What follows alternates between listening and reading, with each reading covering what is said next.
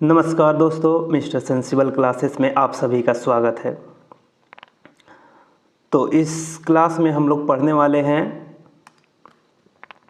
नवपाषाण काल, ताम्रपाषाण काल, लौह काल तथा सिंधु सभ्यता के बारे में। तो चलिए क्लास स्टार्ट करते हैं। और सबसे पहले क्लास स्टार्ट करने से पहले इस चैनल को सब्सक्राइब कर दीजिए और इस वीडियो को शेयर कर दीजिए। चलिए स्टार्ट करते हैं।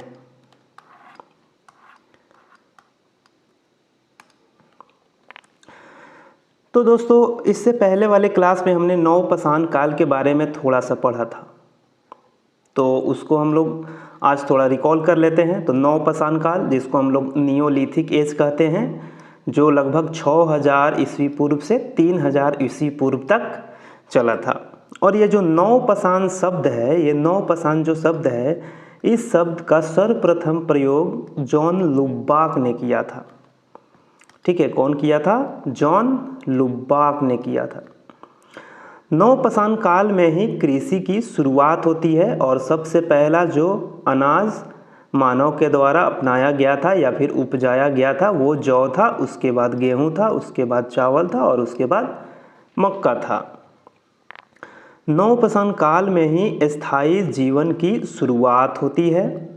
और जैसे ही स्थायी जीवन की शुरुआत होती है तो मनुष्य मांस को पकाने के लिए उस आग का प्रयोग करते हैं और इसीलिए इस काल में आग के प्रयोग की विस्तृत जानकारी प्राप्त होती है।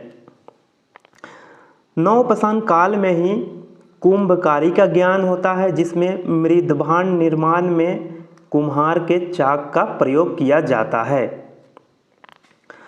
नवपाषाण काल में ही पहिए का आविष्कार होता है। तो देख लेते हैं, इसमें कृषि का शुरुआत हुआ। अब कृषि होगा तो कहीं ना कहीं मनुष्य को एक जगह पे कम से कम 6 से 1 साल के बीच रहना होगा और 6 से 1 साल तक रहेगा तो वहाँ पे एक स्थायी जीवन का शुरुआत हो जाएगा। अब एक जगह इतना दिन तक रहना है तो देखें हम लोग कि पूरा पाषाण काल में मनुष्य जो थे कच्चे मांस खाते थे। ठीक है, तो उसके बाद क्या हुआ? नवपाषाण काल में आग का जो विस्तृत जानकारी हुआ, जिससे यहाँ जो मनुष्य थे मांस को पका करके खाने लगे। उसके बाद वस्तुओं को रखने के लिए मृदभांड का निर्माण होने लगा, जिसमें कुंभकारी का ज्ञान का अध्ययन किया जाता है। जैसे मृदभांड निर्माण में कुम्हार के चाक का प्रयोग हुआ और अनाज को ढोने के लिए पहिए का आविष्कार किया गया। नवपाषाण काल में स्लेट पत्थर के पॉलिशदार औजारों का प्रचलन हुआ है, जिसमें कुल्हाड़ी, छेनी, हथौड़ा, मुसल तथा ओखली प्रमुख है। और ये जो पॉलिशदार औजार मिले हैं वो टोंस नदी घाटी से मिली है, जो इलाहाबाद उत्तर प्रदेश में है। ठीक है, नेक्स्ट में आते हैं हम लोग।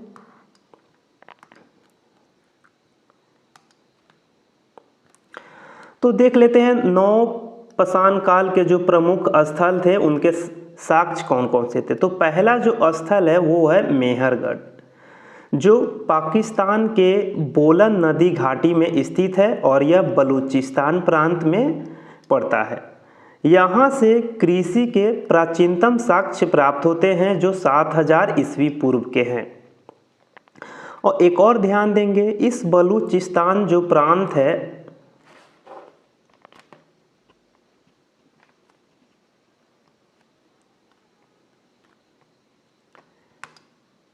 जो बलूचिस्तान प्रांत है, इस प्रांत को अन्न का भंडार या फिर रोटी का टोकरी कहा जाता है। बलूचिस्तान प्रांत को अन्न भंडार या फिर रोटी का टोकरी कहा जाता है। नोट में एक चीज़ हम लोग ध्यान रखेंगे, जैसे कृषि का जो प्राचीनतम साक्ष्य मिला हुआ है वो 7000 BC यानी कि 7000 ईस्वी पूर्व में मिला हुआ है, लेकिन नवीनतम खोजों के अनुसार उत्तर प्रदेश के संत कबीर नगर जिले में स्थित एक लहुरा देव नामक स्थान है, यहाँ से 9000 से 7000 ईस्वी पूर्व के चावल के खेती के साक्ष्य मिले हैं। तो अब भारत या फिर विश्व में सबसे प्राचीन चावल के जो साक्ष्य हैं कहाँ से मिले हैं, वो लहुरा देव से मिले हैं। सर्वप्रथम मेहरगढ़ से ही कपास का प्राचीनतम साक्ष्य प्राप्त होता है। क्वेश्चन आएगा कपास का प्राचीनतम साक्ष्य कहाँ से प्राप्त होता है, तो मेहरगढ़ से प्राप्त होता है। मेहरगढ़ में ही हंसिया के प्रयोग का प्राचीनतम साक्ष्य प्राप्त होता है और मेहरगढ़ में ही मानव के साथ बकरी को दफनाने का साक्ष्य प्राप्त हुआ है। मेहरगढ़ में कुम्हार के चाक पर तैयार मिट्टी के बर्तन का भी साक्ष्य प्राप्त हुआ है। आगे हम लोग देखते हैं तो कुम्हार के चाक पर तैयार मिट्टी के बर्तन का साक्ष्य भी मेहरगढ़ से प्राप्त होता है। पालतू भैंस के प्राचीनतम साक्ष्य भी मेहरगढ़ से ही प्राप्त होते हैं। साथ में अन्नागार के साक्ष्य भी मेहरगढ़ से प्राप्त होते हैं। एक उद्योग था जिसे हम लोग चकमक पत्थर का उद्योग कहते हैं, वो भी मेहरगढ़ से ही प्राप्त हुआ है। हड्डी से निर्मित सुई तथा सुआ की प्राप्ति भी मेहरगढ़ से ही हुई है। ठीक है, तो आगे हम लोग आते हैं। मेहरगढ़ के बारे में इतना हम लोग पढ़ लिए। अब हम लोग पढ़ेंगे कश्मीर के जो कुछ नौपसानिक स्थल हैं उसके बारे में। तो कश्मीर में 2 नौपसानकालीन स्थल है, एक है बुर्जहोम और दूसरा है गुफराल। तो बुर्जहोम का जो अर्थ होता है वो भुर्ज वृक्ष का स्थान होता है। बुर्जहोम के जो खोजकर्ता थे वो HD टेरा और पीटरसन थे, जो 1935 ईस्वी में इसका खोज किए थे। बुर्जहोम से ही कुत्ता तथा भेड़िया के साथ मालिकों के शवों को दफनाने का साक्ष्य प्राप्त होता है। क्वेश्चन पूछा जाएगा कि मालिक के साथ कुत्ते को दफनाने का साक्ष्य किस नौपसानकालीन स्थल से प्राप्त होता है, तो वो बुर्जहोम से प्राप्त होता है। बुर्जहोम से ही गर्त आवास की प्राप्ति होती है। इसमें मनुष्य गड्ढे में रहते थे। घड़े पर एक सींग वाले देवता का भी चित्र बुर्जहोम से ही प्राप्त होता है। अब दूसरा जो पुरा स्थल है कश्मीर का वो है गुफराल। गुफराल का अर्थ होता है कुम्हार की गुफा और गुफराल की खोज करता थे AK शर्मा, जो 1981 ईस्वी में इसका खोज किए थे। गुफराल से तांबे की हेयरपिन तथा हड्डी की सुई प्राप्त हुई है। यहीं से सिलबट्टा का साक्ष्य भी प्राप्त हुआ है तथा जौ, जिसे हम लोग कहते हैं यौ, गेहूँ तथा दाल के अवशेष भी गुफराल से ही प्राप्त होते हैं। ठीक है, आगे हम लोग आते हैं। तो ये कश्मीर के नौपसानिक स्थलों के बारे में हम लोगों ने पढ़ लिया। आगे हम लोग पढ़ेंगे उत्तर प्रदेश के नौपसानकालीन स्थलों के बारे में। तो उत्तर प्रदेश के नौपसानकालीन स्थलों में प्रथम जो स्थल है वो है बेलन नदी घाटी में स्थित कोल्डिहुआ, जो इलाहाबाद में पड़ता है। और कोल्डिहुआ से ही चावल के साक्ष्य प्राप्त होते हैं 6500 ईस्वी पूर्व में। साथ ही चटाई या फिर रस्सी छाप मृदभांड की भी प्राप्ति उत्तर प्रदेश के बेलन घाटी यानी कि कोल्डिहुआ से प्राप्त होता है। दूसरा जो स्थान है वो है महागढ़ा। महागढ़ा से गौशाला के साक्ष्य प्राप्त होते हैं तथा मृदभांड पर धान की बाली के साक्ष्य भी प्राप्त होते हैं महागढ़ा से ही। महागढ़ा से ही वृत्ताकार झोपड़ी के भी साक्ष्य हमें प्राप्त होते हैं।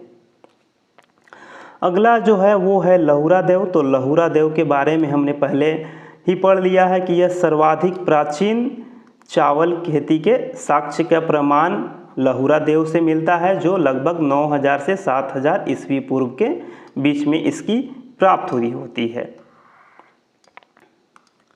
साथ में हम लोग देख लेते हैं मक्का। तो मक्का की प्राप्ति मैक्सिको से होती है लगभग 6000 BC में। बाजरा की प्राप्ति चीन से होती है लगभग 5500 BC में। सोरघम की प्राप्ति पूर्वी अफ्रीका से होती है 5000 BC में।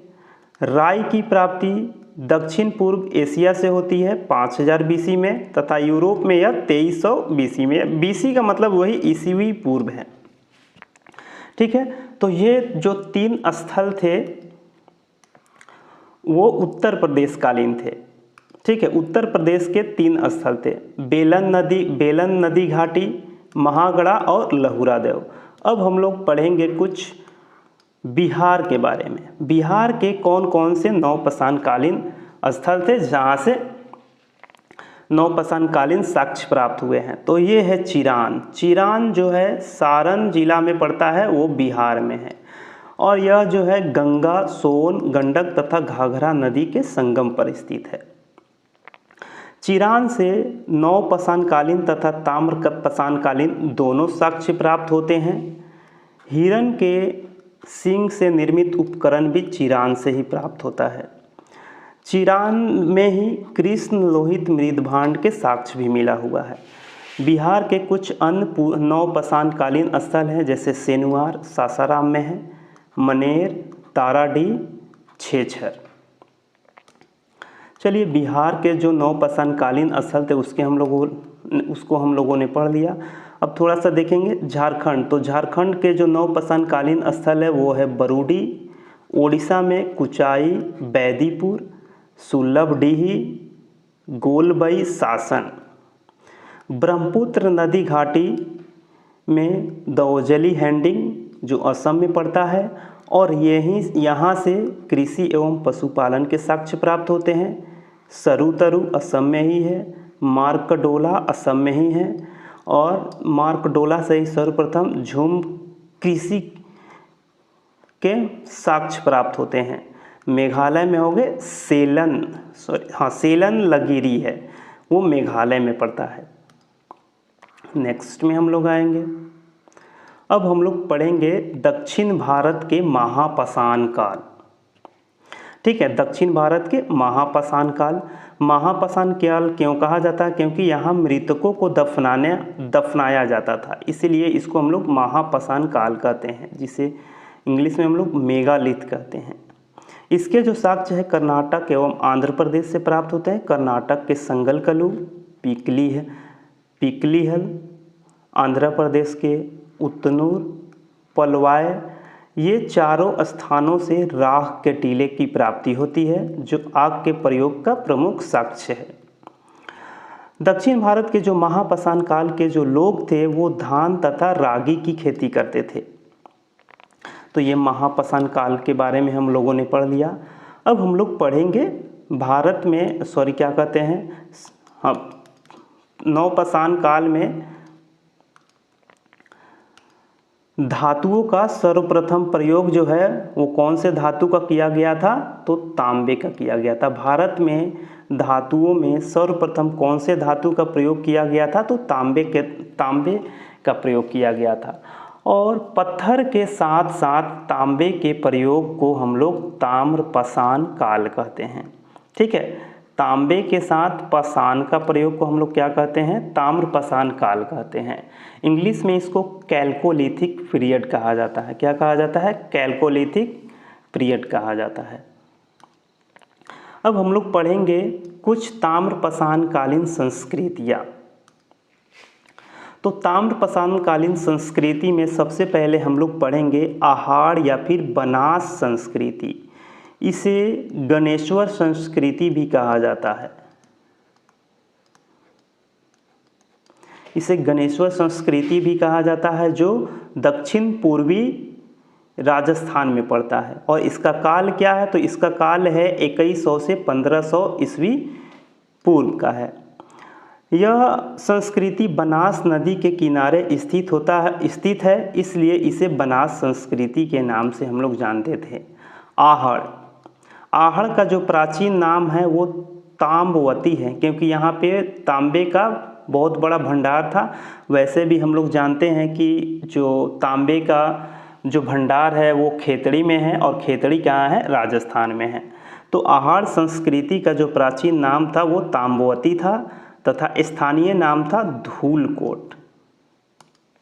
ठीक है, और भी हम लोग देख लेते हैं बनास बनास संस्कृति के बारे में। तो बनास संस्कृति के बारे में यहाँ से जो साक्ष्य जैसे हो गया गिलून से प्राप्त हुए हैं, बालाथल से प्राप्त हुए हैं और ओजियाना से प्राप्त होते हैं।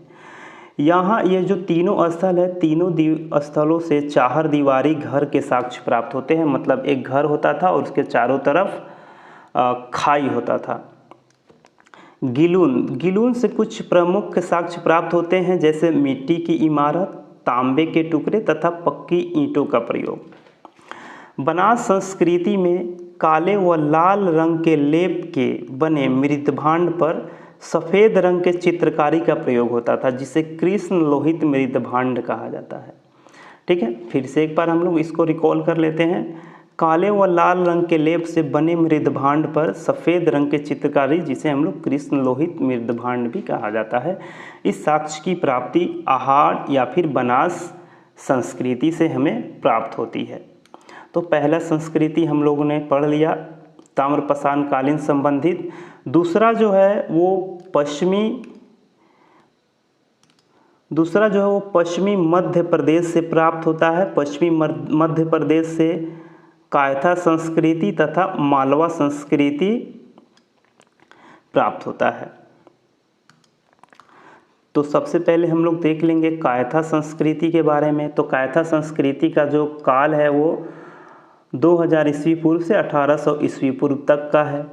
कायथा संस्कृति का प्राचीन नाम कपिथक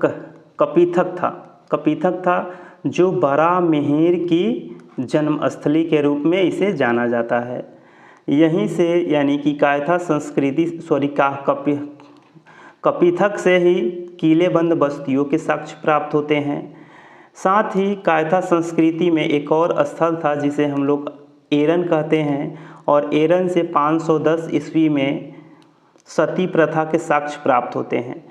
और इस एरन के जो खोजकर्ता थे वो थे 1964 ईस्वी में VS वानक्कर ने इस संस्कृति का खुदाई करवाया था। VS वानक्कर है। ठीक है, एक बार और इससे हम लोग ध्यान रखें क्या है, VS वानक्कर ने 1964 ईस्वी में कायथा संस्कृति के खोज किए थे। तो कायथा संस्कृति खत्म हो गया। अब हम लोग आएंगे पश्चिमी मध्य प्रदेश के दूसरे संस्कृति पर, जिसे हम लोग कहते हैं मालवा संस्कृति। और मालवा संस्कृति का जो काल है वो 1700 ईस्वी पूर्व से 1200 ईस्वी पूर्व तक का है। और मालवा संस्कृति में जो सबसे प्रसिद्ध स्थल है वो है नौदा टोली। ठीक है, नौदा टोली जो है मध्य प्रदेश के खरगोन जिले में स्थित है, जो ताम्रपाषाण कालिक सबसे बड़ा स्थल है। पूछा जाएगा ताम्रपाषाण का सबसे बड़ा स्थल कौन है, तो वो है नौदा टोली है। ठीक है, अब हम देखते हैं कि नौदा टोली से हमें कौन कौन से साक्ष्य प्राप्त होते हैं।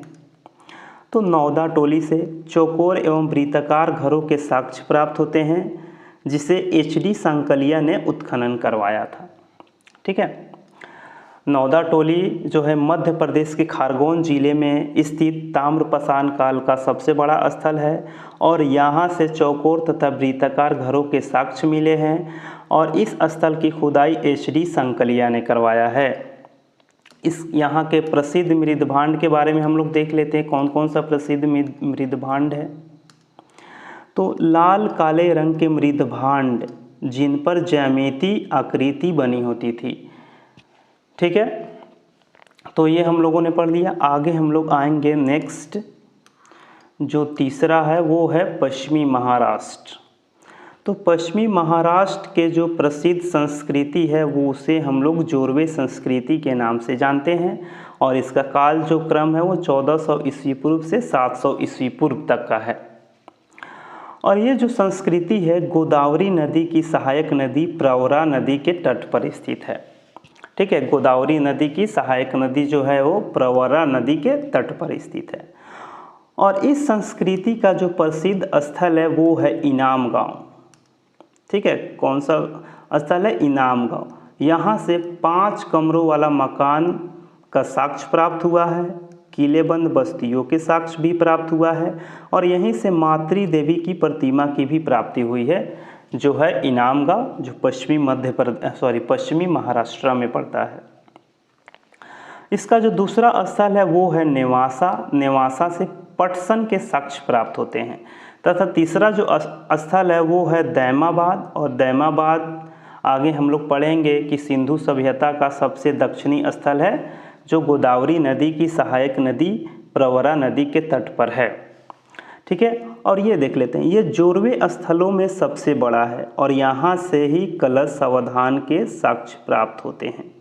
ठीक है, कहाँ से? दैमाबाद से। जोरवे स्थलों में सबसे बड़ा स्थल दैमाबाद है। ठीक है, आगे हम लोग देख लेते हैं नेक्स्ट में। तो महाराष्ट्र के अहमदनगर ज़िले में ये तीनों स्थल प्रसिद्ध है तथा पुणे ज़िले में ये स्थलें प्रसिद्ध हैं। अहमदनगर ज़िले में जोरवे, नेवासा तथा दैमाबाद तथा पुणे ज़िले में है चंदौली, सोनगांव, इनामगांव, प्रकाश तथा नासिक इसमें प्रसिद्ध है। यहाँ से काले या लाल रंग के खुरदुरी मृदभांड पर पतला जल रंग के साक्ष्य मिले हैं। ठीक है, ये हमेशा याद रखना है कि क्या कहते हैं, लाल रंग या काले रंग के खुरदुरी मृदभांड पर पतला जल रंग कहाँ से इसकी प्राप्ति होती है? तो इसकी प्राप्ति होती है जोरवे संस्कृति से, जो पश्चिमी मध्य प्रदेश में पड़ता है और पश्चिमी महाराष्ट्र में पड़ता है और यह अहमदनगर ज़िले में स्थित है। ठीक है, चलिए अगला जो संस्कृति हम लोग पढ़ेंगे वो है पूर्वी भारत का। तो पूर्वी भारत उतना महत्वपूर्ण नहीं है, लेकिन फिर भी हम लोग इसको कवर कर लेते हैं। पूर्वी भारत जैसे बिहार हो गया, बिहार में सेनुआर, सोनपुर, ताराडीह तथा चिरांद प्रसिद्ध थे। उत्तर प्रदेश में खैराडीह तथा नरहन प्रसिद्ध है। बंगाल में है पांडु राजा ढेवी तथा महिष दल है। और यहीं से मछली पकड़ने वाला कांटा, जिसे हम लोग बंसी के नाम से जानते हैं, इसका साक्ष्य प्राप्त हुआ है बंगाल के पांडु राजा ढेवी तथा महिष दल से। ठीक है, चलिए आगे हम लोग कुछ पढ़ लेते हैं। जैसे पहले हम लोगों ने कायथा संस्कृति के बारे में पढ़ लिया है, कुछ इसके जो महत्वपूर्ण पॉइंट थे वो छूटे थे, जिसे मैंने इधर कवर कर लिया है। तो यहाँ से प्राक हड़प्पन संस्कृति का भी प्रभाव झलकता है। साथ ही लाल रंग के लेप वाले मृदभांड पर चॉकलेटी रंग के चित्र बने होते थे। ठीक है, कायथा संस्कृति में प्रसिद्ध जो मृदभांड थे उस पर लाल रंग का लेप चढ़ा होता था और उस पर चॉकलेटी रंग के चित्र बने होते थे। ठीक है, और यहीं से स्टेटाइन या कार्नेलियन नामक पत्थर का हार की प्राप्ति होता है, कायथा संस्कृति से ही होता है। ठीक है, जो जोरवे संस्कृति था वो हड़प्पा संस्कृति से एकदम अलग था। कायथा संस्कृति जो था हड़प्पा संस्कृति का समकालीन था। ठीक है, आगे हम लोग देखेंगे कुछ सौधान की विधि। जैसे पूर्वी भारत है और पश्चिमी भारत। पूर्वी भारत में आंशिक सौधान प्रसिद्ध था। आंशिक सौधान का मतलब जैसे कोई मनुष्य अगर जैसे किसी मनुष्य की मृत्यु हो जाती है तो उसको जंगल में छोड़ दिया जाता था जानवरों के खाने के लिए। ठीक है, ये पूर्वी भारत में प्रसिद्ध था। पश्चिमी भारत में संपूर्ण समाधान था तथा दक्षिणी भारत में पूरब से पश्चिम की तरफ मनुष्य को दफनाया जाता था। महाराष्ट्र में उत्तर से दक्षिण दिशा में मनुष्य को दफनाया जाता था। ठीक है, नेक्स्ट हम लोग आते हैं। तो आगे ये ताम्रपाषाण काल की जो समाप्ति हो गई यहाँ तक। अब हम लोग पढ़ेंगे लौह काल, और लौह काल एक छोटा सा टॉपिक है जिसको हम लोग लगभग 1 मिनट में कवर कर लेंगे। लौह काल जिसे हम लोग आयरन एज कहते हैं। लौह युग का जो प्रथम साक्ष्य है वो अतरंजी खेड़ा से प्राप्त होता है, जो उत्तर प्रदेश के एटा में है। और ये लगभग इसकी प्राप्ति जो होती है वो 1000 ईस्वी पूर्व में होती है। तथा लौह काल की जो साक्ष्य है वो हस्तिनापुर से भी प्राप्त होता है, और हस्तिनापुर से ही गैरिक मृदभांड पात्र का नामकरण होता है। ठीक है, गैरिक मृदभांड जो पात्र है इसका नामकरण हस्तिनापुर से ही शुरू होता है। तो मृदभांड है, तो मृदभांड का अर्थ क्या होता है? ठीक है, तो मृदभांड के बारे में हम लोग थोड़ा सा आगे पढ़ते हैं। मृदभांड यानी कि बर्तन होता है, जिसे हम लोग इंग्लिश में पोएट्री कहते हैं या फिर वेयर कहते हैं। इसके जो खोजकर्ता थे वो फ्लिंडर्स पेट्री थे, जो विश्व में सर्वप्रथम मृदभांडों के महत्व को बताया था। लेकिन भारत में पूछा जाएगा तो कौन किया था, तो भारत में सर्वप्रथम बीबी लाल ने 1949 में इसकी खोज पश्चिमी उत्तर प्रदेश के बिसौली जो जिला बदायूं में है तथा राजपुर परसू जो जिला बिजनौर में है नामक स्थान पर किया था। ठीक है, तो भारत में पूछा जाएगा तो बीबी लाल ने इसका खोज किया है, लेकिन पूरे विश्व में सर्वप्रथम किसने किया है, तो फ्लिंडर्स पेट्री ने किया है। ठीक है, देख लेते हैं मृदभांड। तो मृदभांडों का जो सर्वप्रथम प्रचलन था वो नवपाषाण काल से शुरू होता है।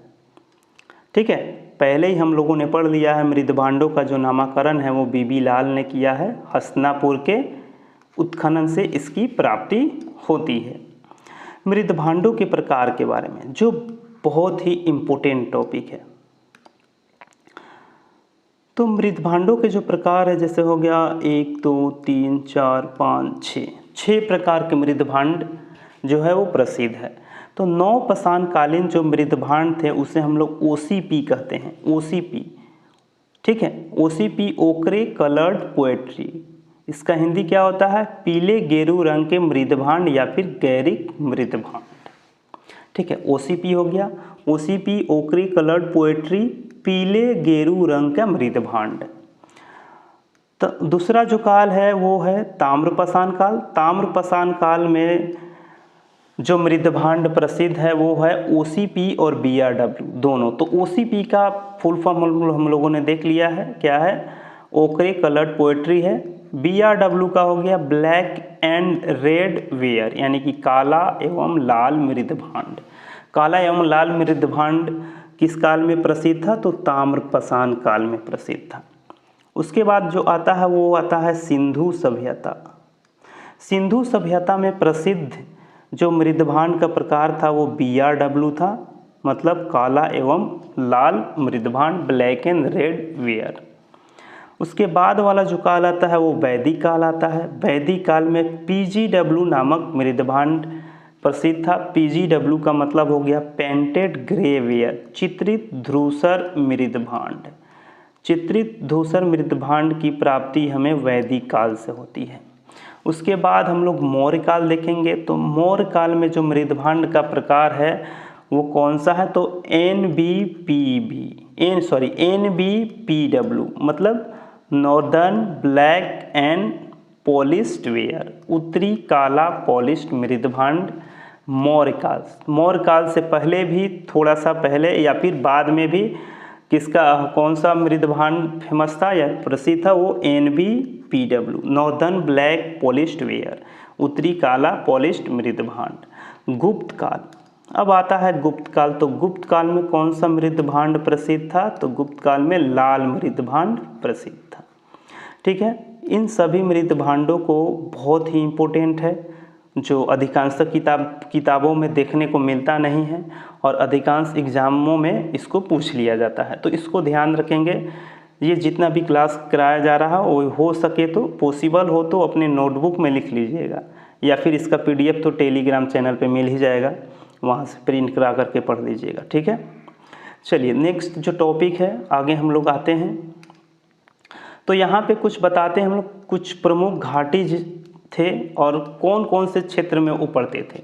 तो सोहन नदी घाटी पाकिस्तान में है, बेलन नदी घाटी भारत के उत्तर प्रदेश में है, बनास नदी घाटी भारत के राजस्थान में है, नर्मदा नदी घाटी भारत के मध्य प्रदेश में है, कोर्तलयार नदी घाटी तमिलनाडु में है। और नर्मदा घाटी से ही सबसे पहले मानव के साक्ष्य की प्राप्ति होती है, तो ये भी ध्यान रखना है, जो मध्य प्रदेश में है। अब कुछ एक्स्ट्रा टॉपिक हम लोग देख लेते हैं। जैसे हम लोग पढ़ते हैं कभी कभी ईसा पूर्व, जिसे हम लोग BC कहते हैं, या शॉर्ट फॉर्म में हम लोग कहते हैं क्या कहते हैं, हाँ ईसवी पूर्व कहते हैं। और ये पू लिख देते हैं, इसका मतलब क्या होता है, इसका फुल फॉर्म जो होता है वो ईसा पूर्व होता है। और ईसा पूर्व क्यों कहा जाता है, क्योंकि वर्तमान में जो प्रचलित कैलेंडर है, ठीक है, ईसा मसीह के जन्म से पहले के समय को ईसा पूर्व कहा जाता है। इतना ध्यान रखेंगे कि ईसा मसीह के जन्म से पहले के जो काल थे उसको ईसा पूर्व कहते हैं। ठीक है, जिसको हम लोग शॉर्टकट में बीसी बोलते हैं या फिर ईसवी पूर्व बोलते हैं। बीसी का मतलब हो गया before the birth of Jesus Christ. उसके बाद एक और शब्द आता है जिसे हम लोग एडी कहते हैं। एडी का मतलब होता है ईसवी सन। ठीक है, ईसा मसीह के जन्म से आरंभ होता है एडी। ठीक है, और एडी का जो फुल फॉर्म होता है वो एनो डोमिनी होता है। अब थोड़ा सा हम लोग तिथि निर्धारण की कुछ विधि पढ़ लेंगे। तो तिथि निर्धारण की जो पद्धति है उसमें सबसे प्रसिद्ध है जिसे हम लोग कहते हैं C14 या फिर कार्बन 14 डेटिंग। और इसका जो खोज है एक अमेरिकन रसायन शास्त्री थे जिनका नाम था VF लीवी ने 1946 ईस्वी में इसका खोज किया था। अब इसका मतलब क्या होता है, तो जिस पदार्थ में C14 की मात्रा जितनी कम होती है वो वस्तु उतना ही पुराना होता है। ठीक है, कार्बन 14 सब काल ने तिथि निर्धारण की जो विधि है वो सबसे प्रसिद्ध है, जिसका खोज अमेरिकन रसायन शास्त्री VF लीवी के द्वारा 1946 ईस्वी में किया गया था।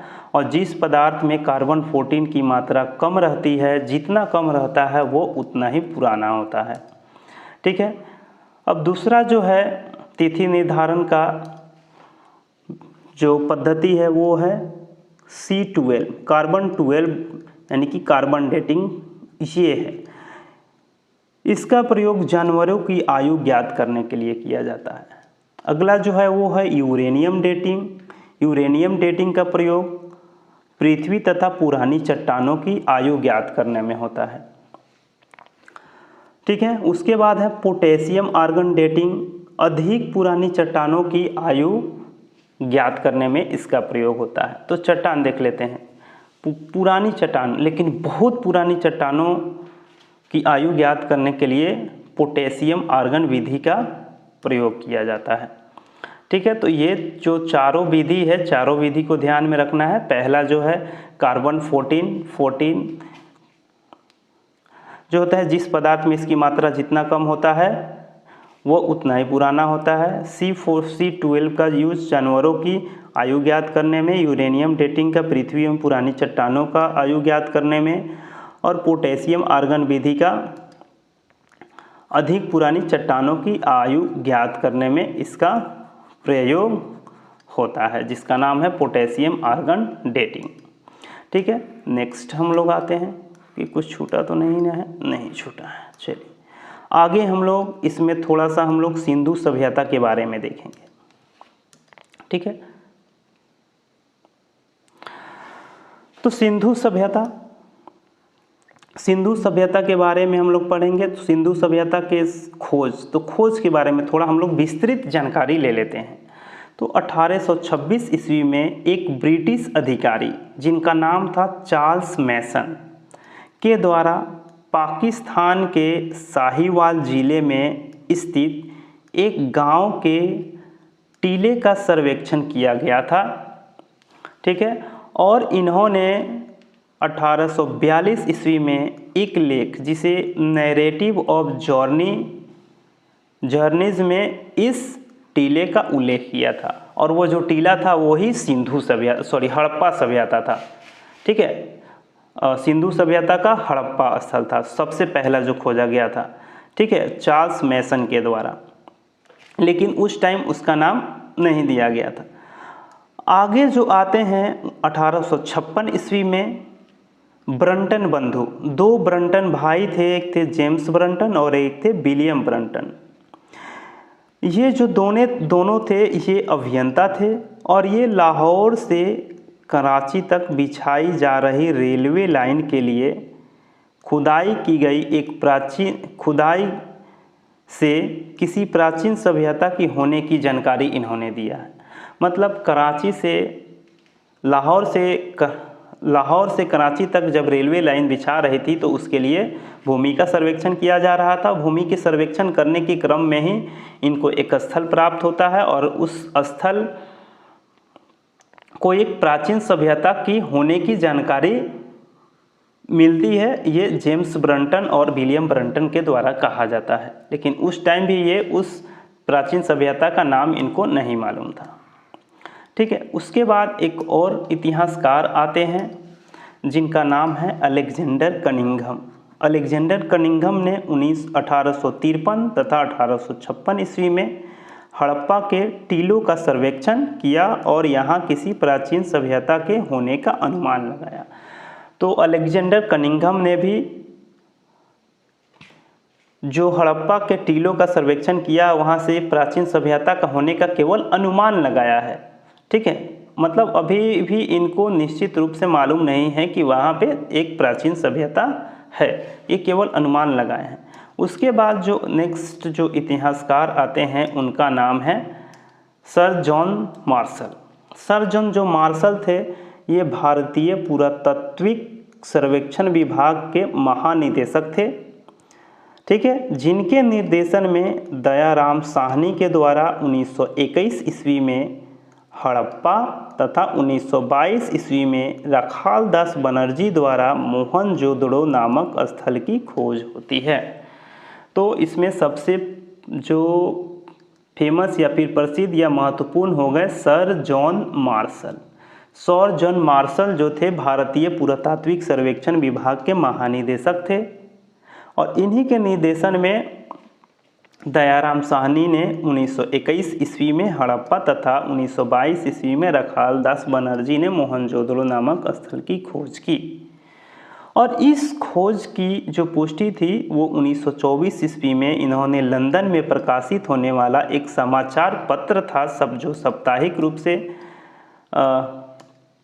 जारी होता था और उसका जो नाम था द इलस्ट्रेटेड लंदन न्यूज़। और इस न्यूज़ में इन्होंने हड़प्पा सभ्यता की खोज की औपचारिक घोषणा कर दी कि मैंने हड़प्पा सभ्यता का खोज कर दिया।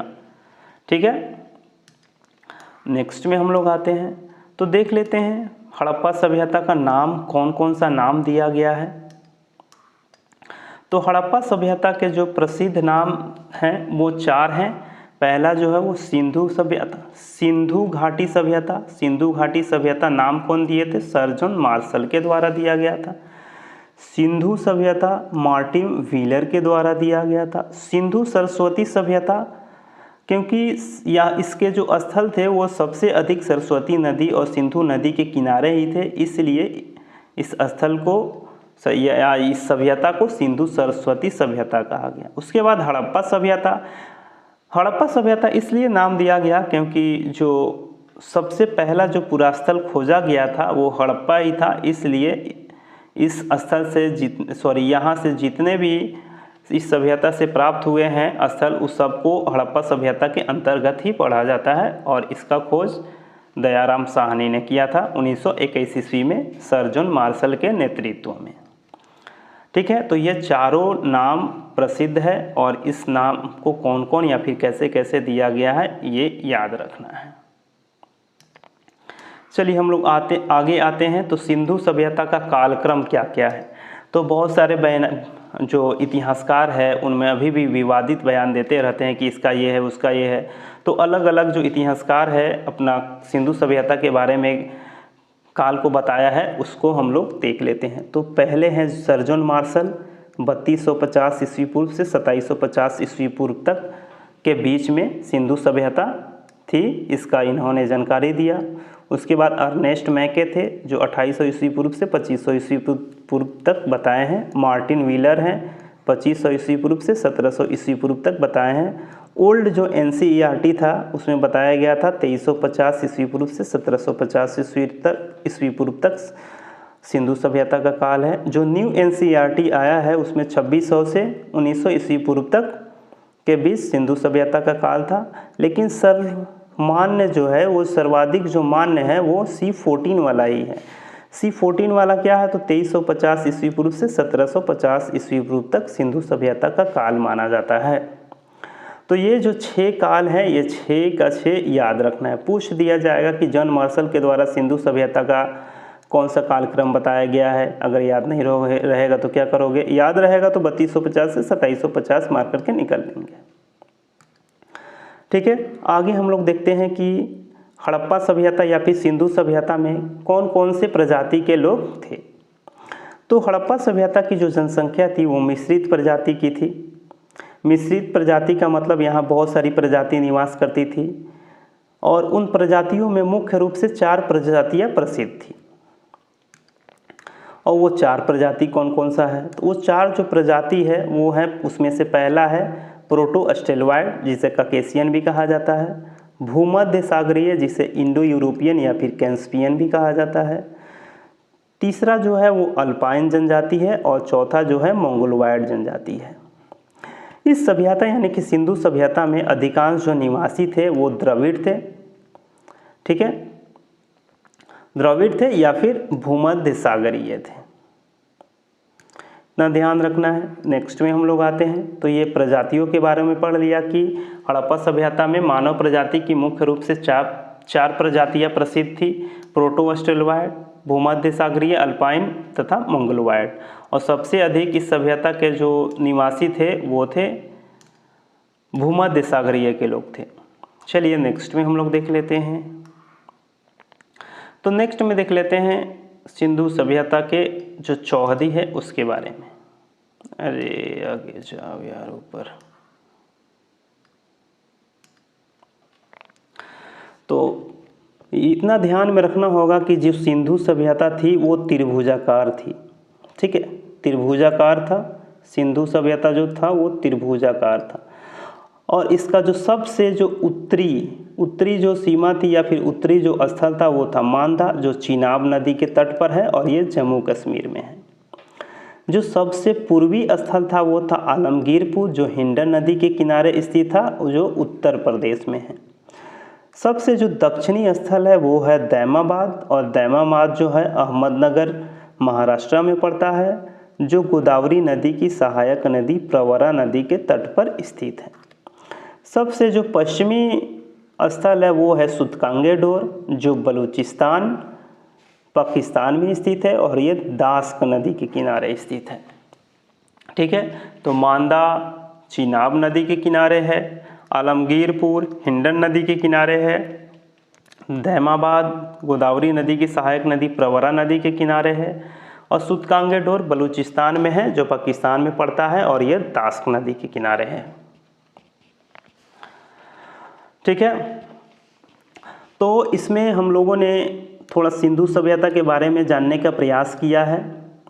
ठीक है, थोड़ा एक और पॉइंट है जो छूट रहा है उसको छूटने नहीं देंगे हम लोग। सिंधु सभ्यता सिंधु घाटी सभ्यता का जो विस्तार था वो लगभग 12,99,600 वर्ग किलोमीटर में फैला हुआ था जिसे हम लोग करीब 13 लाख के करीब मान सकते हैं। तो ये उस टाइम था लगभग 1947-48 के समय था ये। लेकिन अब जो है ये 20 लाख वर्ग किलोमीटर के रूप में इसका खोज हो चुका है। ठीक है, ये पुराना था लेकिन अभी भी वो ही माना जाएगा जो 13 लाख वर्ग किलोमीटर है, त्रिभुजाकार के रूप में फैला हुआ है। ठीक है, और ये विश्व की प्राचीनतम सभ्यताओं में से एक है और विश्व में सबसे बड़ा सभ्यता है। ठीक है, सभी सभ्यताओं को मिला दिया जाए और ये एक सभ्यता उन सब में सबसे बड़ा है। सिंधु सभ्यता के बारे में हम लोग ये देख लिए। अब नेक्स्ट पार्ट